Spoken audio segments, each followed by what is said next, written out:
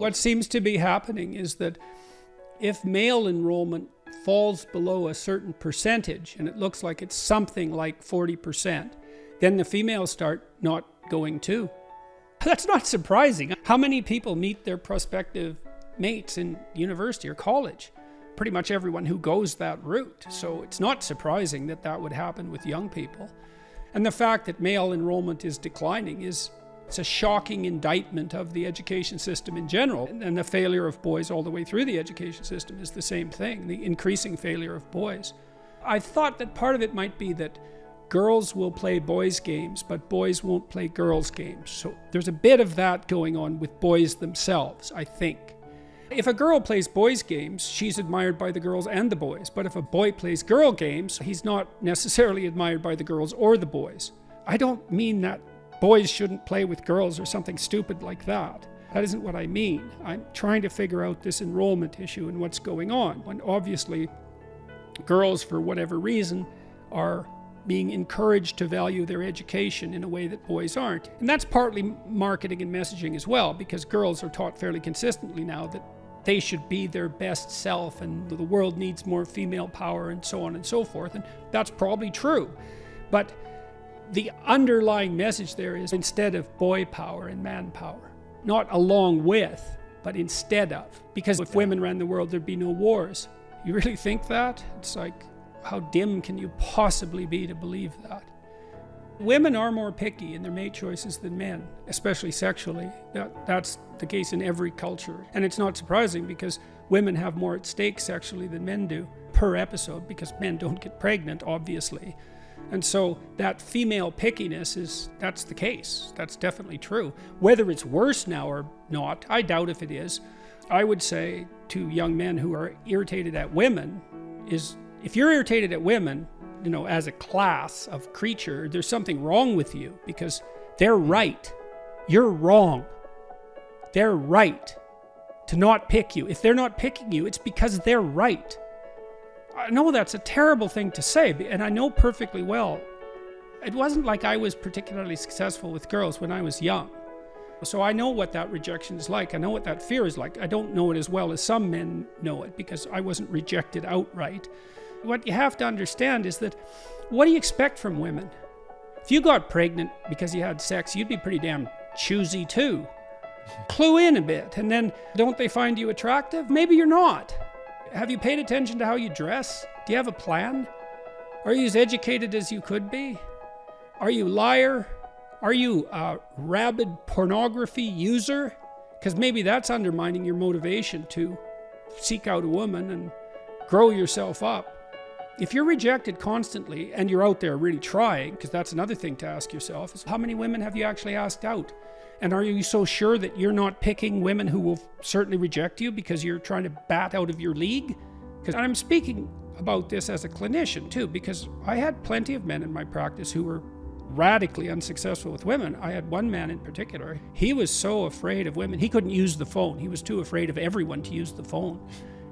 And he had been bullied like mad, and he had his problems. So I know what this is like, but pornography is a big problem. It's a real curse, that pornography, in my opinion, because it's an easy out. We don't know what the consequences of that are. We're starting to understand some of them. But if you were better, you'd be more successful with women. You have to have that in your mind. You cannot be angry at women. It's stupid. Women? It's like women being angry at men. It's a sign of psychological trouble, that. Be a little stronger, dress a little better, speak a little more clearly, aim a little higher, and practice that, and that'll work. Now, I know that that's more difficult for some people than others, because some people bear incredibly difficult developmental burdens. I'm not saying that this is easy, but I'm saying that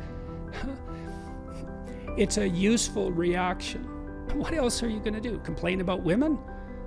I've seen that in men. I went out with a group of men who were having trouble with their wives, and they'd gone off to this couples retreat, and it was mostly rubbish, although they were trying a bit to get their lives together. And I spent a whole day with them. There were 3 of them, And one of them was a guy that I'd known for quite a while, and every single word he said was a lie. And all these three did the whole day was complain about their wives. And I thought, what the hell's wrong with you guys? Like, you picked them. They're these women you picked, and maybe they have their flaws, but they're your wives. And that's how you talk about them? And you think they're the problem? You're so dumb that you don't even know that you shouldn't badmouth your wife. Just because she's your wife. When Tammy and I got married, we had a discussion about that. It's like, she has her flaws and I have my flaws, but I'm her husband and she's my wife, and there's a certain respect that goes along with that category, if you have any sense. And so that's an extension of the same thing. It's best to look to yourself. Now and then things have gone rotten in society and you have to bear your responsibility. You have to address that at a social level and a communal level. And you do so much less harm if you look to yourself first as the problem. And believe me, you're plenty of problem for you. You're all the problem you need for you. That's for sure. If someone came to me and told me that, the first thing I would do is listen to them for like 10 sessions. Just to find out what they're thinking and to find out what the problem actually is, because they think they know what the problem is. It's these picky women, and that could be the problem. For them, it might be. Maybe there's a demographic issue or a community issue that I don't understand. So I wouldn't assume that I knew what the problem was. But those sorts of things, in my experience, have to be solved at a high level of detail, like at high resolution.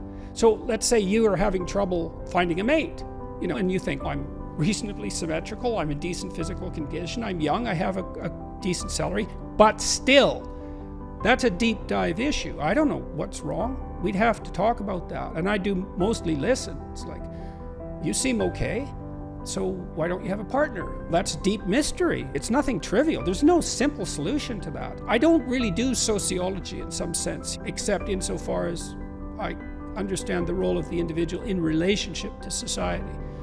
I would say to someone like that, practically, if you want to do something, go see a cognitive behavioral psychologist and take the problem apart.